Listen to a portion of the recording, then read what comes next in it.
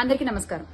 Bengaluru rave party అసలు ఆ party ఎప్పుడు జరిగిందో ఎక్కడ జరిగిందో అక్కడ ఎవరెవరున్నారో నాకు అసలు ఏమీ తెలియదు కానీ అందులో నేను కూడా ఉన్నాను అంటే ఒక ఛానల్ నా పైన దుష్ప్రచారం చేస్తున్నారు, అసత్య ప్రచారం చేస్తున్నారు. అంటే ఎంత దిగజారుడు రాజకీయాలు అంటే ఒక పార్టీతో నేను అనుసంధానమై ఉన్నానన్న విషయం తెలిసి మా పార్టీ మీద మా మీద బురద జల్లేటువంటి ప్రయత్నంలో భాగంగా వాళ్ళు చేసేటువంటి అసత్య ప్రచారాన్ని ఎంత మాత్రం ఊరుకునే పరిస్థితి లేదు. వాళ్ల మీద న్యాయపరమైన యాక్షన్ తీసుకోవడం జరిగింది, వాళ్ళ మీద డిఫమేషన్ ఫైల్ చేయడం జరిగింది.